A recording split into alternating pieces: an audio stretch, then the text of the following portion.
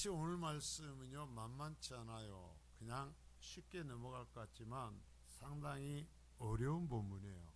그래서 잘 들으셔야 돼요.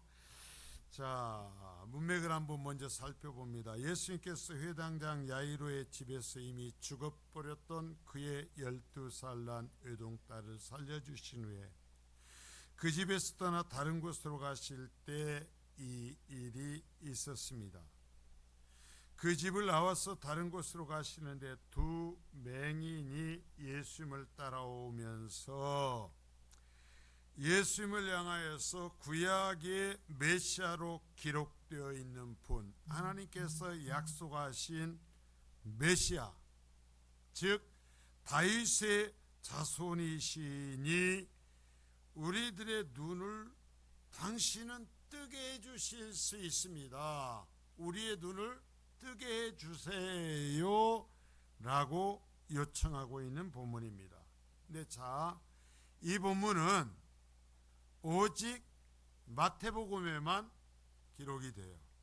앞에까지는 마태, 마가, 누가가 정말 내용도 거의 똑같고 순서 똑같았으니까 그것이 한 덩어리로 봐야 되지만 이건 마태복음에만 기록이 되었어요.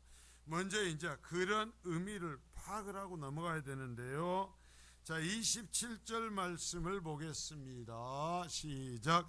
예수께서 거기에서 떠나가실 새 두 맹인이 따라오며 소리질러 이르되 다윗의 자손이여 우리를 불쌍히 여기소서 하더니, 자, 여러분 말씀 그대로 듣고 봐야 돼요.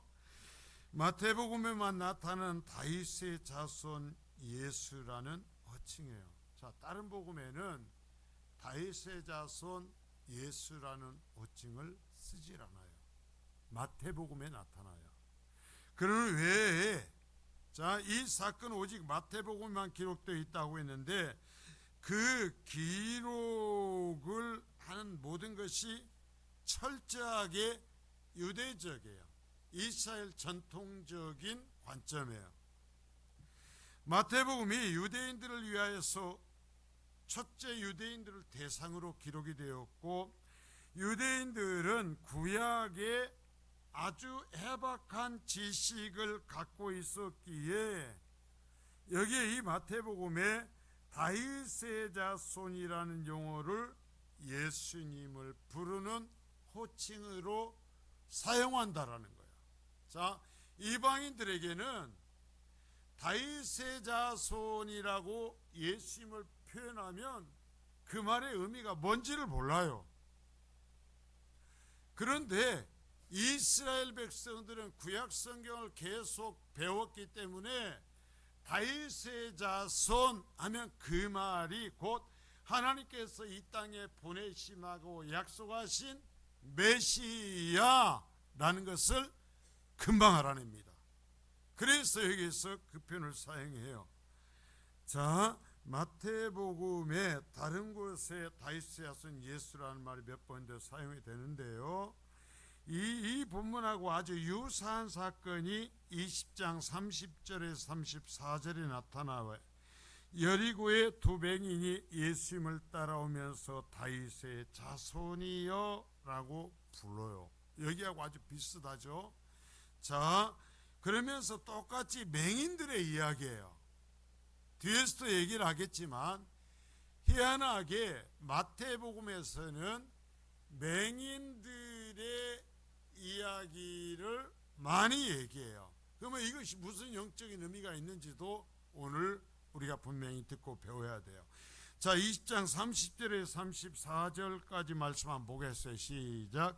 맹인 두 사람이 길가에 앉았다가 예수께서 지나가신 다음을 듣고 소리질러 이르되 주여 우리를 불쌍히 여기소서 다윗의 자손이여 하니 무리가 꾸짖어 잠잠하라 하되 더욱 소리질러 이르되 주여 우리를 불쌍히 여기소서 다윗의 자손이여 하는지라 예수께서 머물러 서서 그들을 불러 이르시되 너희에게 무엇을 하여 주기를 원하느냐 이르되 주여 우리의 눈뜨기를 원하나이다. 예수께서 불쌍히 여기사 그들의 눈을 만지시니 곧 보게 되어 그들이 예수를 따르니라. 오늘 이 본문하고 아주 굉장히 유사한 방식으로 기록해 나가요. 맹인 두 사람이었고 그들이 주님이 지나가신다라는 것을 듣고, 자, 맹인은 볼 수 있어요, 없어요? 못 보는 사람이잖아요. 그러니까 소문으로 들은 것입니다. 사람들이 지나가는데 무슨 일이 오니까 나사렛 예수가 지나간다 라고 얘기하니까 이 두 사람이 소리를 지르는 것입니다. 다윗의 자손이요 하고 소리를 치는 거예요. 그러니까 옆에 따라가고 있는 그 예수님을 안다고 그러면서 예수님이 하신 표적을 보고 따르는 사람들이 소리를 칩니다. 야, 앞도 못 보는 것들이 저리 비켜, 잠잠해, 떠들지 마 라고 얘기를 하는 것입니다. 그런데 이 사람이 더욱 크게 소리질러 주여 우리를 불쌍히 여겨주소서, 다윗의 자손이요 하는 거예요. 다윗의 자, 더 크게. 자, 이 의미들을 오늘 이제 우리가 다 배워야 돼요. 자, 여러분 보세요. 그럴 때 다윗의 자손이라고 소리칠 때 예수님이 그들을 돌이켜 그들을 찾아가는 거예요. 그리고 그들을 만져주시고 눈을 뜨게 해주시는 이야기예요. 오늘도 그와 같은 이야기인데요. 자, 그러면 다윗의 자손이라는 말의 의미가 뭐냐라는 거예요. 아까 얘기했죠. 이스라엘 백성은 그냥 알아요.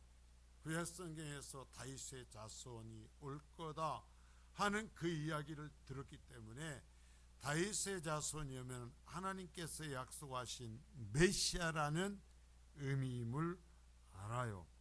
이사야 11장 1절에서 10절에 보면 이스라엘의 남은 자 사상을 말하면서 다윗의 뿌리에서 한 가지가 나올 것을 예언하며 그 가지로 인하여서 열방이 구원받을 것을 예언해 주고 있어요. 자, 이사야서 11장 1절에서 2절까지 10절 말씀을 보겠습니다.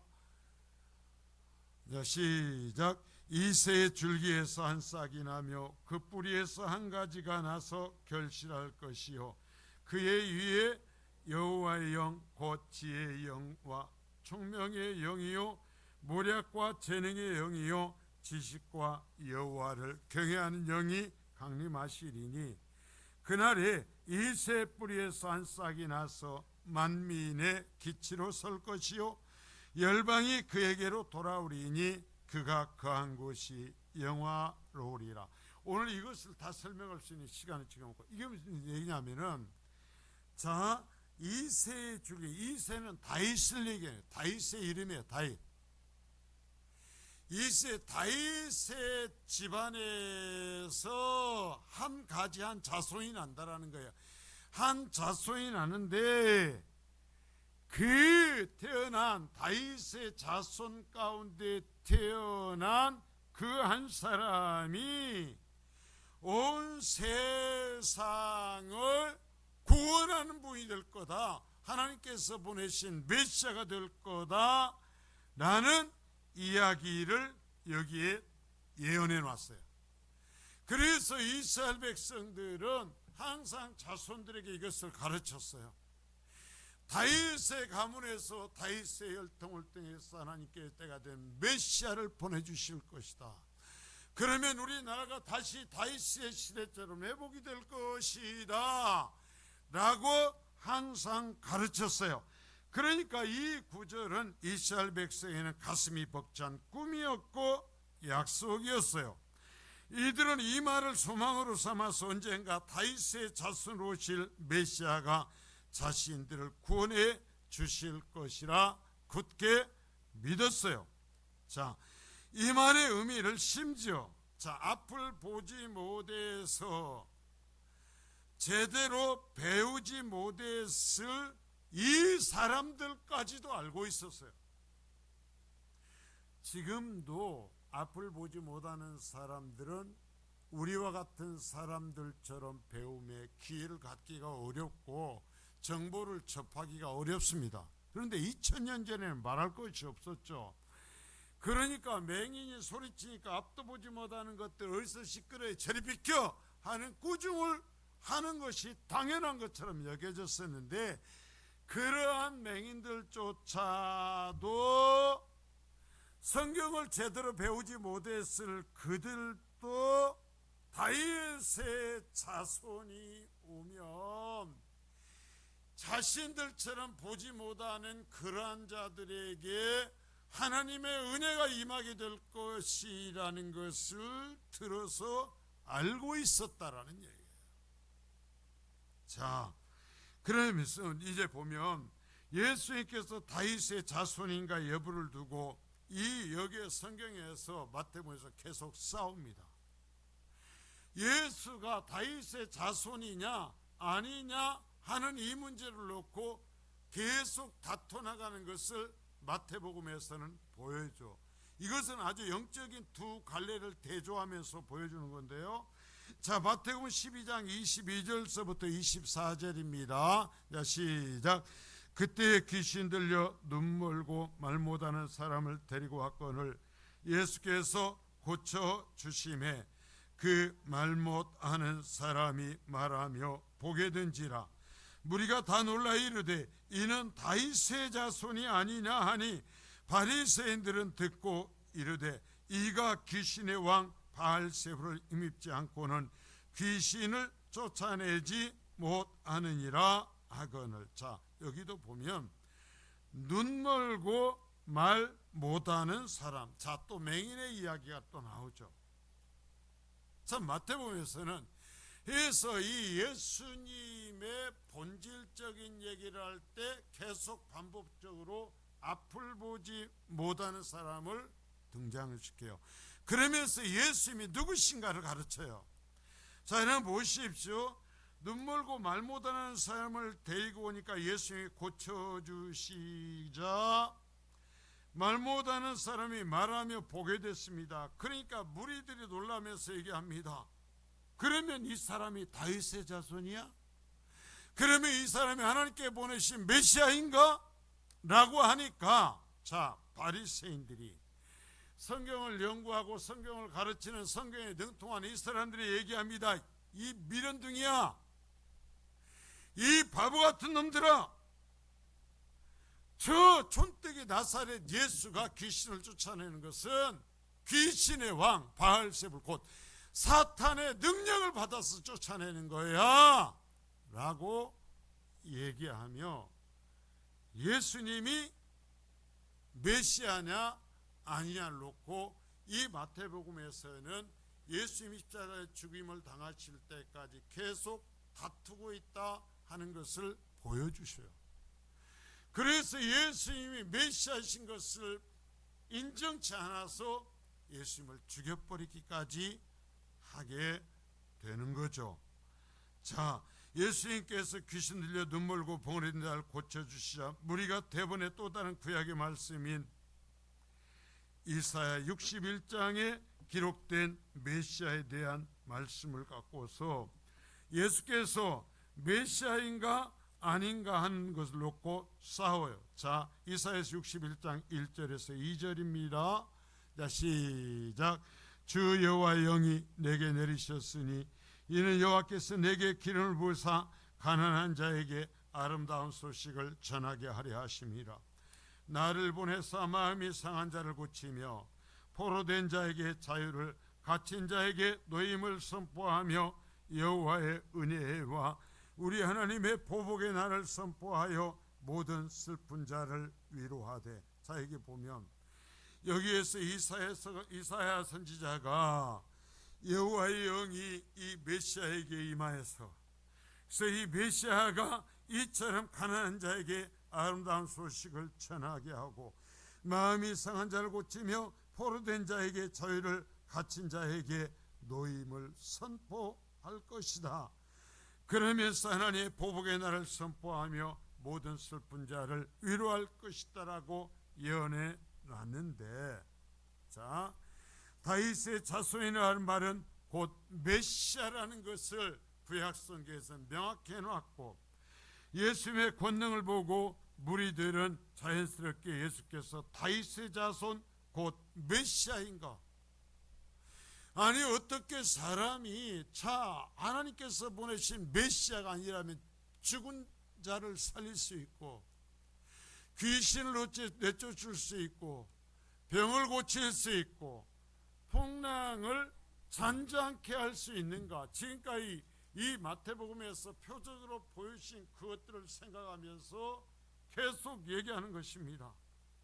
이 예수가 다윗의 자손 곧 메시아가 아닐까 하지만 성경을 안다고 하는 바리새인들, 곧 제가 늘 얘기하는 성전 공동체 중심으로 이스라엘 지도자들은 예수가 사탄의 권세를 힘입어서 그런 일을 행하고 있다고 공격하는 것입니다.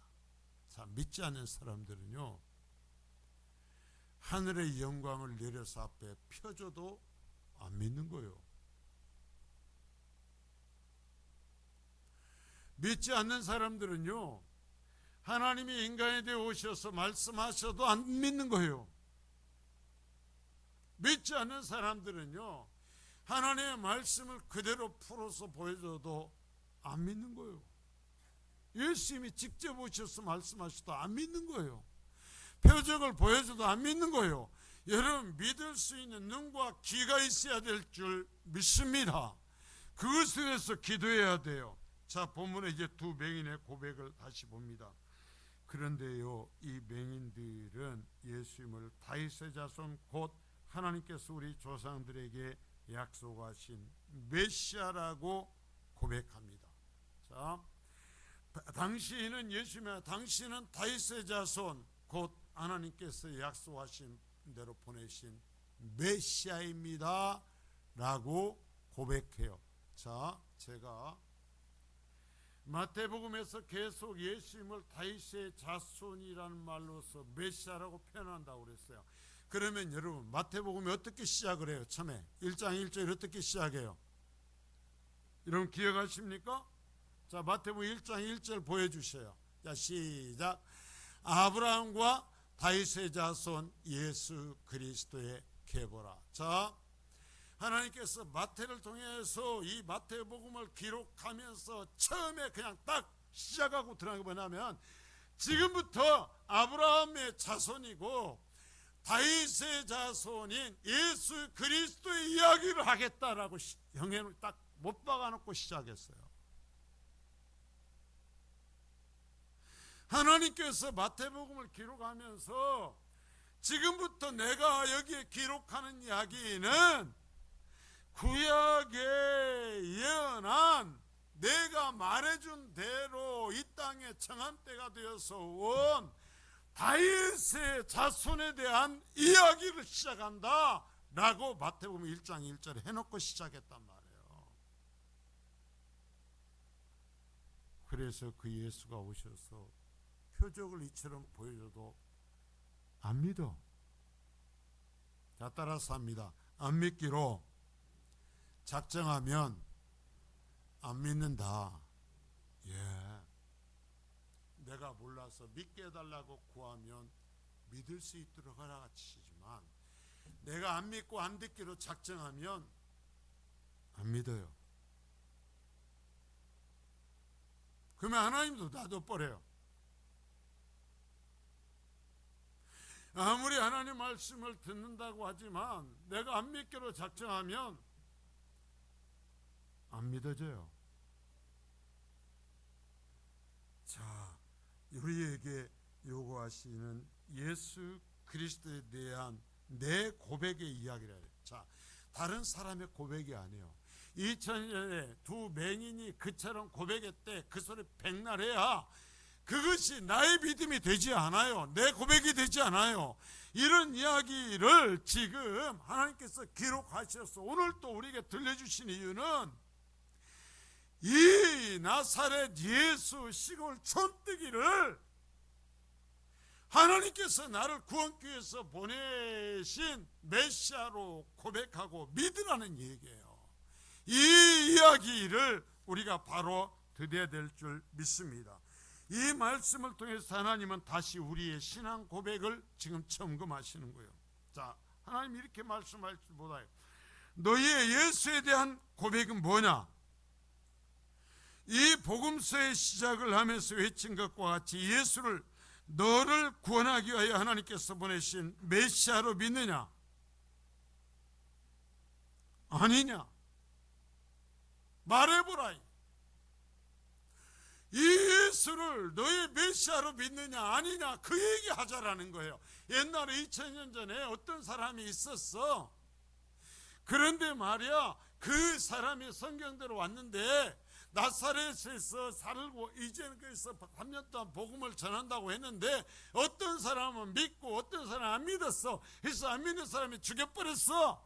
그런 얘기 2000년 전의 얘기를 지금 들으려고 하느냐, 아니면 너를 구원케 해서 하나님께서 보내신 메시아에 대한 이야기를 들으려고 하느냐라고 하나님은 지금 우리에게 말씀하시는 거예요. 내 얘기야 돼요. 내 얘기, 나의 구주에 대한 이야기가 된단 말이야. 자, 그러면서 여러분 우리가 정신 차리고 드려야 되는 것. 자, 따라서 합니다. 네 믿음대로 되라. 아, 왜 입을 다 놓고 왔어요? 자, 크게. 자, 시작. 네 믿음대로 되라. 자, 분명히 얘기합니다. 네 믿음을 듣고 내가 네 믿음을 보고 그렇게 해줄 것이다 하지 않아요.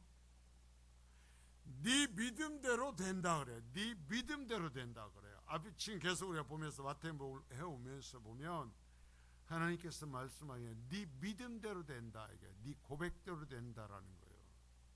내가 어떤 자세로 어떤 믿음을 갖고 신앙생활하는지 하나님 말씀에 네가 하는 그대로 돼. 네가 믿으면 그대로 되고 아무리 들어도 안 믿으면 안 돼. 네 믿음대로 된다 얘기해요. 자, 여기에서 자 우리가 여기서 이제 한 가지 또 살펴가면서 자 마태복음에 예수님을 메시아로 증거하는 표적이 많이 나오는데 가장 많이 나오는 것이 뭐냐면 아까도 얘기했지만 귀신에 대한 이야기와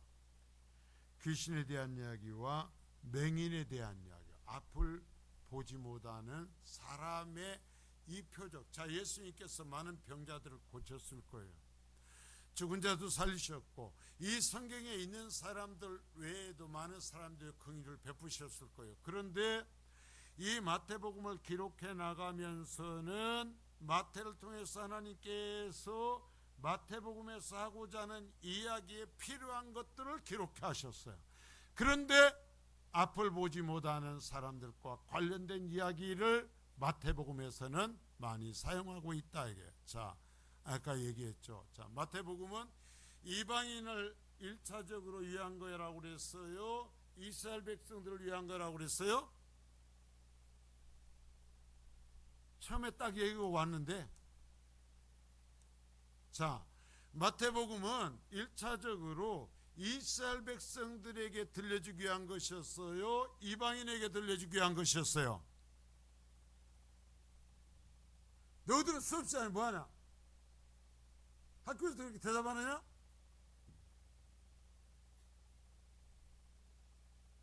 아까 얘기했죠. 이스라엘 백성들을 위한 것이었다고. 자, 여러분 보세요. 이 맹인에 대한 이야기가 가장 많이 나오는데요. 11장, 12장, 15장, 20장, 21장에서 계속 나와요. 자, 왜 이처럼 그럼 유독 마태복음에는 맹인에 대한 이야기가 많이 나타날까?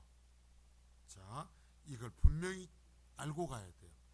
이스라엘 백성은 자신들만이 특별한 백성이라고 생각했습니다.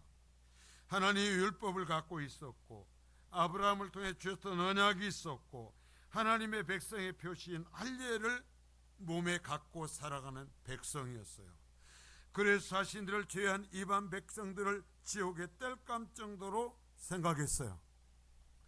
같은 유대인이라 할지라도 바벨론의 포로 생활하고 돌아온 유대인들만을 정통 유대인들이라고, 자, 역대기에 기록되어 있는 그 족보에 속한 사람들만을 정통 유대인으로 인정했어요.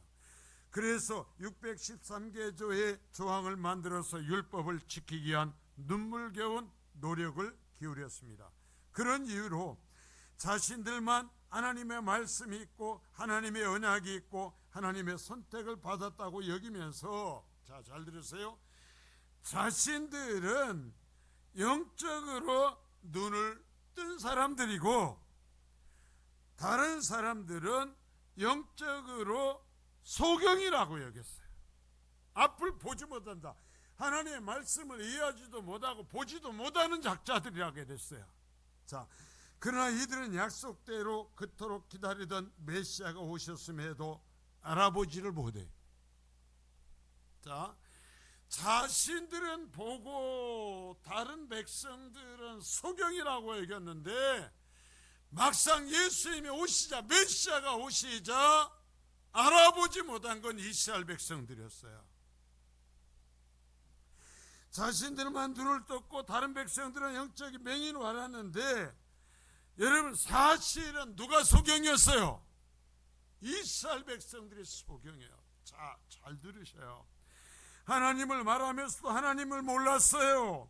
입만 열면 메시아를 말하면서 자신들의 눈앞에서 내가 그 메시아라고 직접 말씀하시고 세례 요한을 통하여서 증언하도록 하셨음에도 그들은 보지를 못하는 것입니다. 그러니 이스라엘은 소경 중에서 완전한 소경이었어요.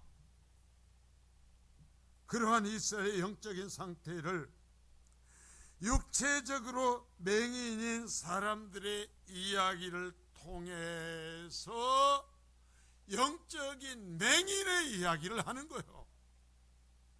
우리들도 신앙생활하면서 얘기할 수 있어요. 내가 많이 봤어, 내가 많이 알아, 얘기할 때 이런 소경의 이야기를 통해 얘기하는 것입니다. 그래 봤어? 그래 만났어? 그래 들었어? 귀신 쫓아내는 거 봤어? 병든 사람 낫는 거 봤어? 근데 예수님은 봐? 예수님 볼 수 있냐고. 하나님의 말씀을 볼 수 있어? 주님이 그러시는 얘기예요. 지금 자신들만 본다고 하는 이스라엘 양에서 이 맹인들의 이야기를 통해서 하나님이 얘기하는 것입니다. 진짜 맹인은 너희다라는 거예요. 진짜 맹인은 너희다. 여러분이 교회가 세상을 향하여서 예수를 믿지 않는다고, 예수를 알지 못한다고 외칠지 몰라도 하나님은 내가 하나님의 말씀을 들었고 하나님은 내가 말씀을 알고 그래서 예수를 안다고 하는 사람들 향해서, 바로 믿지 못하는 사람을 향해서 하나님 말씀할 수 있는 거예요. 진짜 소경은 너희들이다. 진짜 맹인들은 너희들이다 라고 말씀하실 수 있다라는 얘기예요. 바로 보십시오.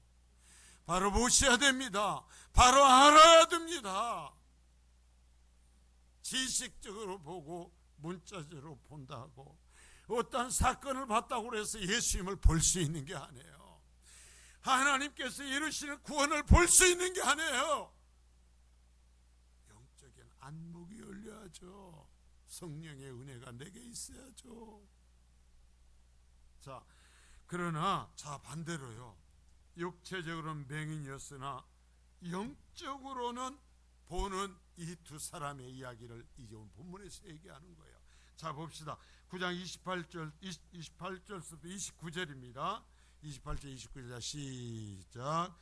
예수께서 집에 들어가심에 맹인들이 그에게 나아오거늘 예수께서 이르시되 내가 능히 이 일 알 줄을 믿느냐 대답하되 주여 그러하오이다 하니, 이에 예수께서 그들의 눈을 만지시며 이르시되 너희 믿음대로 되라 하시니.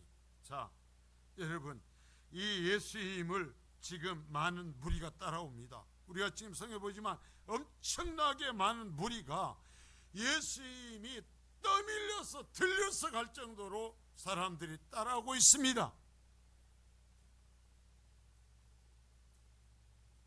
그런데 그들은 예수님을 보지를 못합니다.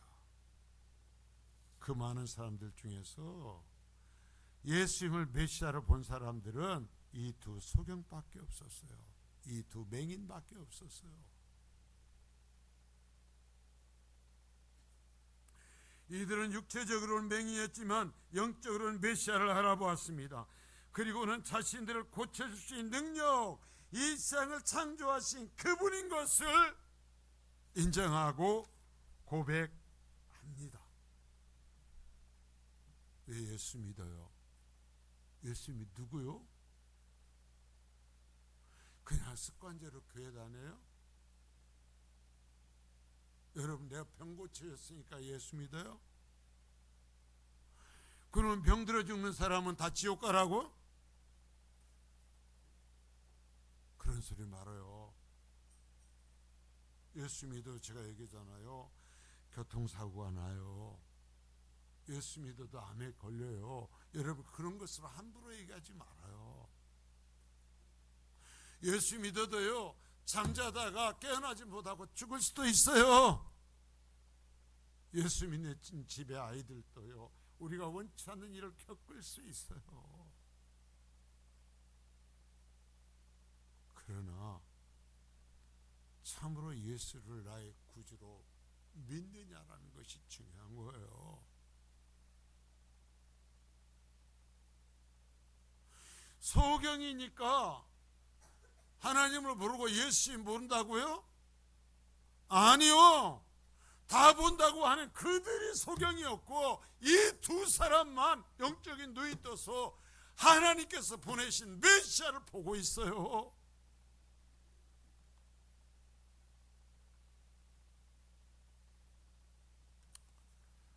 자, 주님이 말씀하죠. 너의 믿음대로 될 것이다.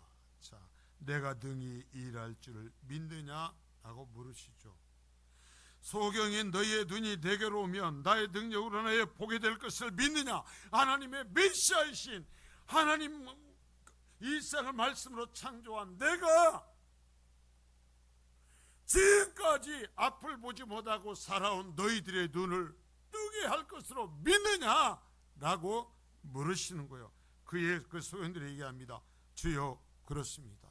주여, 믿습니다. 라고 고백해요. 자, 주님이 하나님께서 약속하신 메시아이시기에 비록 자신들이 앞을 볼 수 없는 맹인이지만 주님은 자신들의 눈을 뜨게 만들 수 있다고 믿는다 고백합니다. 그러한 믿음의 고백을 들으신 주님은 이들의 눈을 만져주시죠. 안아주시죠. 그리고 말씀합니다. 자, 여러분, 아까 그 성경 구조를 다시 열어줘요. 자, 뭐라고 그랬어요? 따라서 합니다. 너희 믿음대로 되라.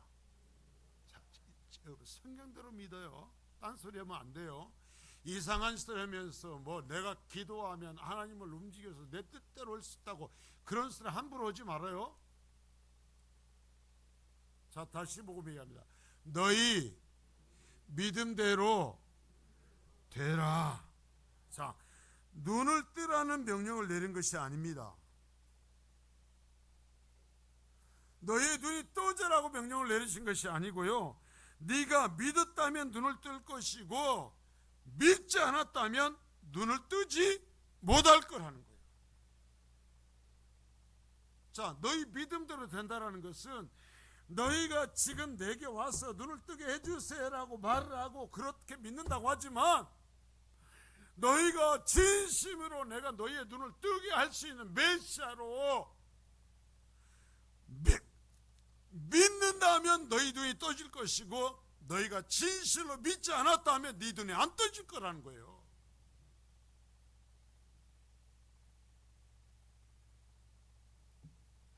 설사 이들이 입으로는 믿는다고 했지만 실제로 믿지 못하였다면 눈을 뜰 수 없고, 이들이 정말로 자신들의 입술의 고백처럼 믿었다면 이들은 눈을 뜰 수 있게 된다라는 얘기예요. 내 믿음이 어떤 믿음이에요? 병든 믿음이면 안 돼요. 골아버린 믿음이면 안 돼요. 제가요, 제 앞에다가 땅콩을 좀 몇 개 심었어요. 땅콩을 심었는데, 야, 여기다가 포트에다 기르는 것이 아무리 물을 주고 길러도 땅에 심은 것만큼 못 크더만요. 해가지고 이 시점을 맞추기 위해서 포트에다가 땅콩을 박아놓고 그보다 늦게 땅에다 심었어요. 어느 게 빨리 클까요? 땅에다 심은 게 훨씬 빨리 컸어요. 지금 보면. 근데 땅에다 심어놨는데 제가 어쩔까 싶어서 2개씩 심었어요. 제가 심었으니까 2개씩 꽂아놨는데 1개도 안 난 데가 있어요. 1개도 안 난 데가 있어요. 제가요 정말 좋은 것만 골라 심었어요. 하고 깨끗하고 반짝반짝하고 주름 안 잡히고 온 것들만 심었는데 땅에 문제가 있었는지 늦더라고.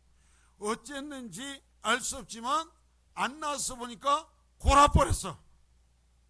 안 올라와. 나는 분명히 반짝반짝하고 주름 하나도 없고 탱탱하고 큰 걸로만 심었는데 2개씩 심었는데 팍 골아버린 거예요.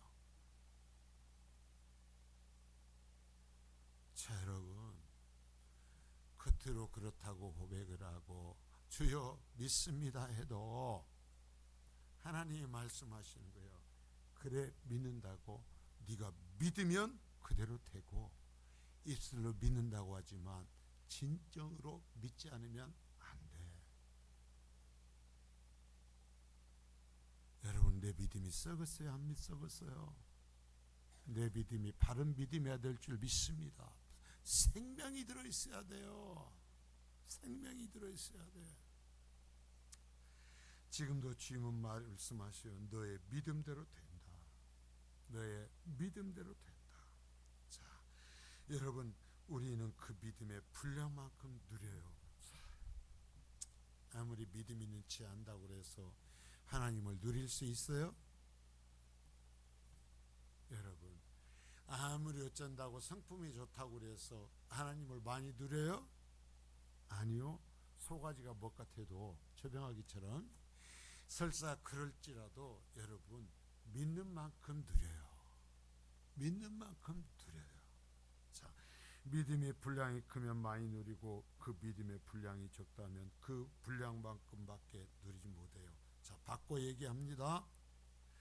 우리의 삶에 나타나는 주님의 능력의 크기가 우리 믿음의 크기요. 자, 다시 말씀드릴게요. 내 삶에 나타나는 주님의 능력의 크기가 내 믿음의 크기요. 아무리 믿는다 하죠. 할렐루야 했는데 도대체 그 사람의 삶 속에 성령의 모습이, 성령의 열매가 나타나면 쭉정이요. 그 믿음이 없는 거예요. 그런데 저건 속아뜨고 표현도 못하고 그냥 아이고 저거 천국 갈까 모르겠어? 그런데 신통하지 진짜로. 근데 그 보면은 사람이 변하고 거기에서 열매가 나타나고 생명의 그 모습이 있으면 그 사람은 믿는 거예요. 자, 성경은 이스라엘 백성들에 이것을 요구하고 계셨어요. 너희는 소경이다. 너희가 기다리던 메시아가 오셨음에도, 그리고 내가 그라고 직접 외치심에도 하나님이 미리 보내신 전령 세례 요한이 이분이 하나님의 메시아라고 외치고 있음에도 너희는 보지도 듣지도 깨닫지도 못한다. 그러나 너희가 내게로 나와서 너희의 영적인 눈이 뜨여서 이 놀라운 하나님의 일을 보기를 원한다 라고 이 본문을 통해서 말씀하시는 거예요. 우리의 눈이 뜨이기를 바랍니다. 우리의 귀가 열릴 수 있기를 바랍니다. 그래서 세미한 음성일지라도 들을 수 있기를 바랍니다. 아무리 세미한 음성이라도 들려서 그 말씀이 되게 생명이 되고, 그래서 내 삶에서 열매가 맺힐 수 있기를 바랍니다. 씨가 작아도요, 살아있으면요 싹이 터요.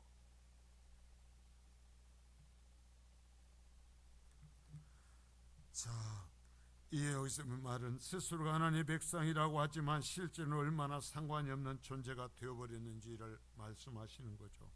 말하여도 듣지 못하고 보여주셔도 이해하지 못하는 사람들 자신들을 돌아보고 영적인 눈을 뜨라고 말씀하시는 거예요. 눈을 뜨십시오. 여러분, 눈을 뜨셔야 합니다. 우리에게 얼마나 더 많은 시간이 있을지 몰라요. 어쩌면 우리 마지막일 수도 있어요. 오늘이 눈을 떠야 되는 마지막 기회일 수도 있어요. 눈을 뜨십시오. 자, 이 유대인들은 왜 메시아를 알아보지 못했을까요? 자, 잘 들으세요. 왜 이 유대인들은 메시아를 알아보지 못했을까요? 이들은 하나님의 말씀과 다르게 자신들이 정해놓은 메시아의 모습이 있었어요. 하나님께서는 하나님의 원하시는 모습으로 메시아를 보내는데 이들은 자신들이 메시아의 모습을 만들어 놨어요. 그래서 그런 모습으로 와야 되는 거예요. 자, 이들은 이미 자신들이 메시아는 이런 모습이 한다고 제멋대로 규정해 놨는데요. 다윗의 자손이라고 했으니까 적어도 유다 지파의 최고의 명문가에서 태어나야 하는 것입니다. 그는 자신들을 위해서 로마와 싸워서 정치적으로나 경제적으로 독립을 이루어줘야 되는 거예요. 지금 로마의 지배를 받고 있으니까 다윗 왕과 같은 왕으로 와서 자신들을 로마에서 회복시켜 주시는 메시아를 기다렸어요. 또한 반드시 자신들을 알아주고 자신들의 편에 서 주기만을 원했어요. 예수님처럼 바리새인들과 반대편에서 자신들을 공격하면 메시아를 인정 못하는 거예요. 자, 그러나 예수님은 그들이 정한 메시아의 모습으로 오시지 않았어요. 목수의 아들로 태어났고 나사렛이라는 천박한 동네에서 자랐어요. 귀한 여러분, 이 강보에서 일하는 것이 아니라 낙이 우리에 놓여 있었어요. 자신들과 함께하기보다는 자신들이 그토록 증오하는 멸시하는 죄인들과 함께하고 자신들이 원하는 로마를 공격하지도 않았고 오히려 자신들을 독사의 자식들이라고 욕하고 자신들의 기득권을 인정하지 않았어요. 자신의 모든 삶을 송두리째 부인해버렸어요. 심지어 생명체를 맡기며 사랑하는 성전을 저주하고 파괴를 예언하기까지 했어요. 그러한 이런 예수를 메시아로 인정할 수가 없었던 것입니다. 왜? 하나님이 보내신 메시아를 기다리는 것이 아니라 자신들이 원하는 메시아상을 만들어 놨기 때문에 이 예수는 자신들이 만든 메시아상에는 불합격이었어요. 절대로 맞지 않는 존재였어요. 지금도요, 내가 예수 믿는다고 하면서 내가 원하는 예수를 만들어 놓고 믿으려면 죽을 때까지 예수 못 믿어요. 여러분, 하나님의 메시아를 믿어야 돼요. 혹시 나도 내가 원하는 메시아의 모습을 만들어두고 그것에 맞추어서 믿음을 고백하고 있지 않는가? 우리 성민교회가 원하는 예수는 어떤 모습인가?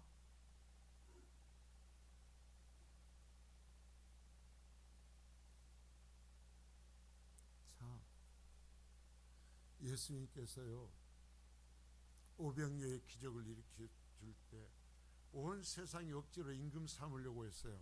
그러나 예수님께 그 바로 뒤에 생명의 떡, 나를 통해서 구원을 받는다라는 죄와 구원에 대한 얘기를 하니까 다 떠나버려요. 다 떠나버려요. 오죽하면 주님께서 너희도 떠날래? 하고 제 아들에게 물어야 될 지경이었어요. 무슨 얘기인지 아세요? 시대를 초월했어요. 사람들은 먹자, 놀자 얘기를 하면 할렐루야, 은혜가 넘쳐 감사해 하지. 그러나 죄를 얘기하면서 구원받았냐고, 정말 예수 그리스도 안에 있냐고 얘기하면 정말 짜증나. 그때나 지금이나 똑같아. 오병이의 기적을 이루니까 우리의 왕이 되소서 억지로라도 임금 삼으려고 해놓고 바로 뒤에 요한복음 6장에서 내가 생명의 떡이다, 나를 먹어야 살아, 나를 먹어야 구원받아, 나로 말미암지 않고 아버지께 올 자가 없어 얘기하니까 다 떠나버려. 하나도 없어. 주님을 직접 본 사람들도 그랬는데 여러분, 우리가 주님 앞에 붙어 있지 않으면 우리는 말할 것도 없어요. 우리가 메시아에 대해서 말하고 하는 것이 무엇이에요? 여러분, 예수님의 본질을 아냐고, 예수님의 사역의 의미를 아느냐고요. 혹시 성경에서 말씀하시는 예수가 아닌 내가 만든 예수를 믿는 건 아니냐고요. 그래가지고 내가 원하는 건 말해달라고.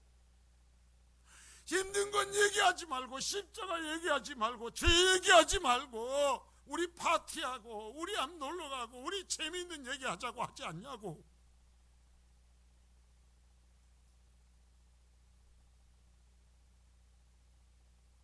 왕으로 섬길 만한 목사를 찾으십니까?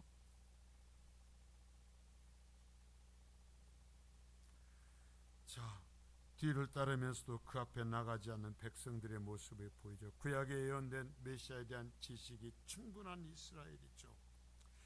그들은 메시아에 대한 지식이 충분했어요. 어디에서 태어나냐 물으니까 동방박사의 질문에 베들레헴 딱 얘기하지만, 한 인간도 베들레헴에 가본 인간이 없었어요. 누구의 자손이냐? 다윗의 자손. 무엇하러 오시느냐? 이스라엘 백성을 구원하러 오신다. 여러분, 성경을 달달달달 외워요. 구약의 예언대로 이 땅에 오신 메시아를 직접 이스라엘 만났어요. 이들은 자신의 육체의 눈으로 예수님을 보았고 그의 가르침을 자신들의 귀로 직접 들었어요. 지금 많은 사람이 마치 예수님을 띄워서 가듯이, 예수님이 들려가듯이 사람들이 에워싸서 나가고 있어요. 그들은 주님이 베푸신 표적들을 직접 보았어요. 그래서 예수의 권세가 다른 선지자나 서기관 교사들과 다르다는 것도 알았어요. 예수님의 사역을 보면서 환호하였고 기뻐하였어요. 기쁜 나머지 예수님을 억지라도 자신들의 왕으로 삼으려고까지 했어요. 그러나 이들은 예수님을 하나님의 메시아로 영접하지 않아요. 그의 백성으로 나아가지 않아요. 그분의 제자로 따르지 않아요. 그저 구경꾼일 뿐이었어요. 자, 따라서입니다. 그저 구경꾼일 뿐이었다. 그 많은 사람이 몰려든 것은 예수님의 가르침을 듣고 죄 용서를 받고 나를 구원하소서 하면서 나가는 것이 아니라, 예수가 오늘 어떤 일을 행할까 구경하기 위해서 몰려들었단 말이에요. 다. 지금도 예수를 믿는다고 합니다. 종교란에는 항상 기독교라고 씁니다. 종교인으로서는 부족함이 없는 모습입니다. 성경을 이해하면 창세부터 요한계시록까지 달달달달 달아서 얘기할 수 있습니다. 그래서 예수를 한다고 합니다. 예수를 믿는다고 합니다. 그러나 인생을 맡기지는 않습니다.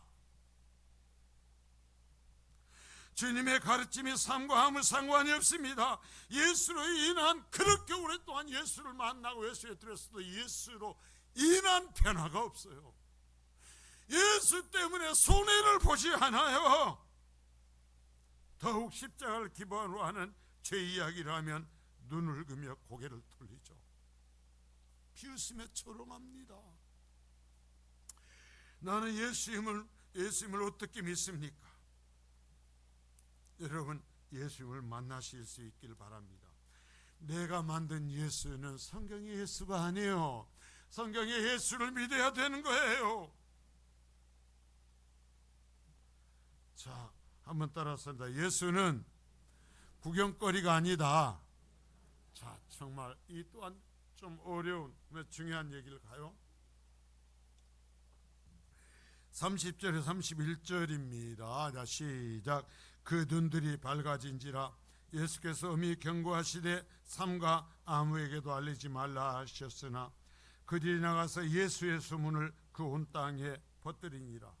자, 여러분, 이 소경이 눈을 떴습니다. 그저 예수님이 뭐라고 그래요? 가서 내가 너희의 눈을 뜨게 해줬다고 온 세상에 가서 외치거라, 그렇게 말씀하셨죠? 뭐라고 그랬어요? 아무에게도 이런 얘기 하지 마. 내가 너희의 눈을 뜨게 해줬다고 누구에게도 얘기하지 말아라. 왜? 도대체 왜 그래요? 이 이야기가 여러분 무슨 의미예요? 이걸 알아야 돼요. 지금 이 시대에는 교회의 숫자가 얼마나 많이 있는가 보이는 것으로서 참교회인가 아닌가로서 판단하는 경향이 있어요. 예, 많이 모이면 좋죠.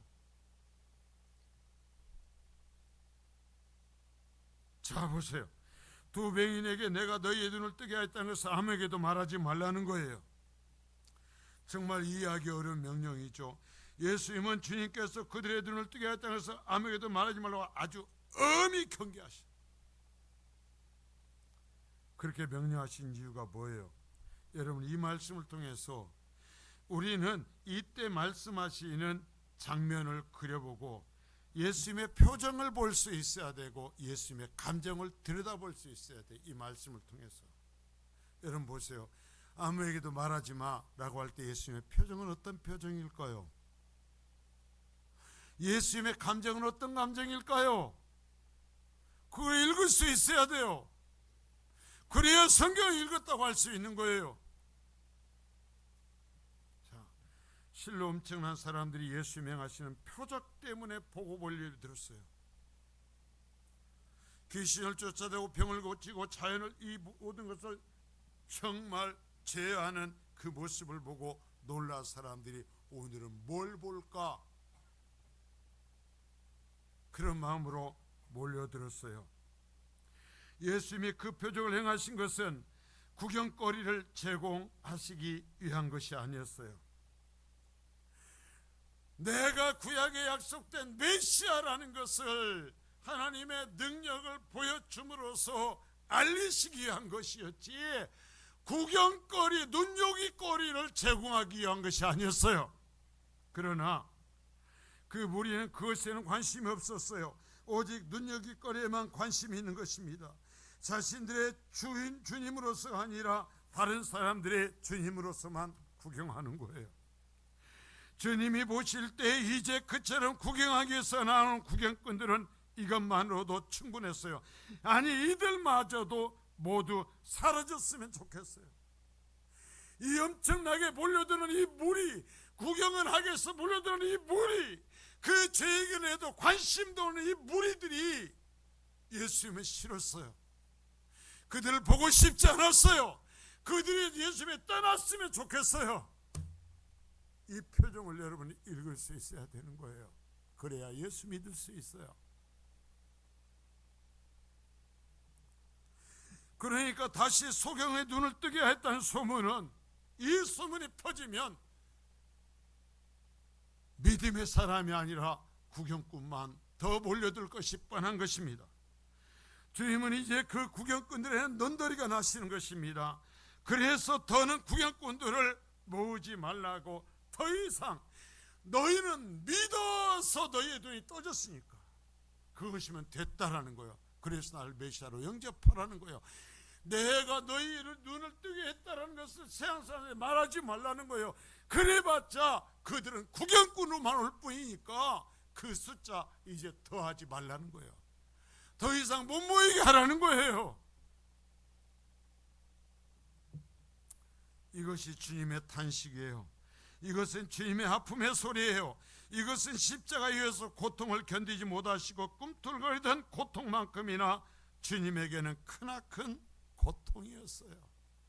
죄를 얘기하고 하나님을 얘기하고 구원을 얘기해도 그것에는 관심이 없고 대적하며 사탄의 능력으로 행한다고 얘기하면서 오늘은 무엇을 볼까? 구경거리를 위해서 모여드는 그 무리를 바라보면서 그것을 견디는 것이 십자가의 고통만큼이나 고통이었단 말입니다.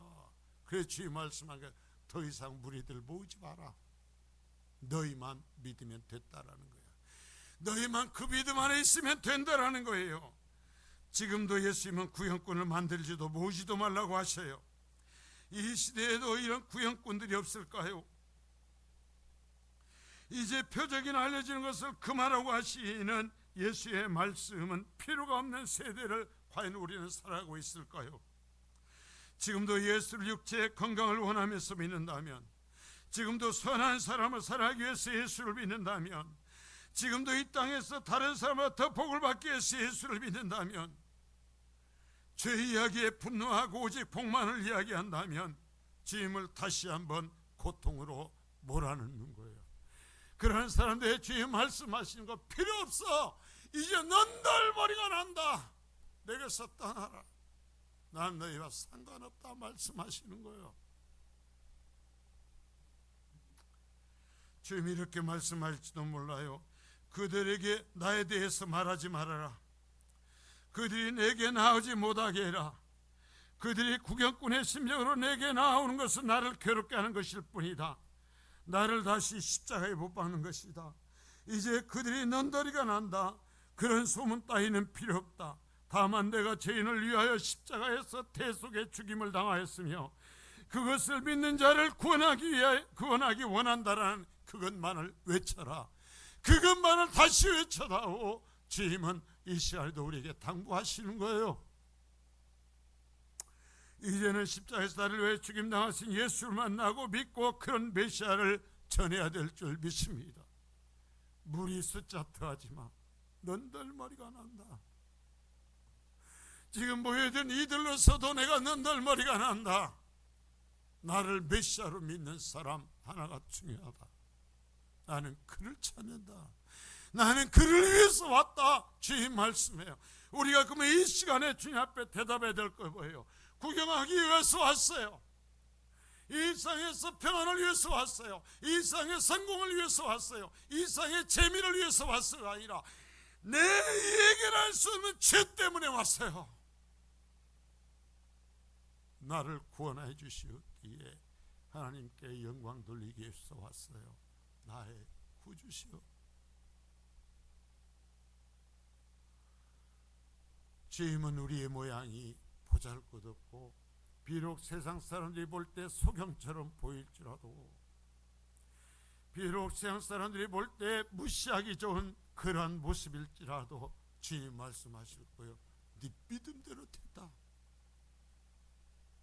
그래 내가 너를 위해서 왔다. 내게로 와라. 그래 내가 너를 위해서 와서 내 사랑하는 자야, 내 어여쁜 자야.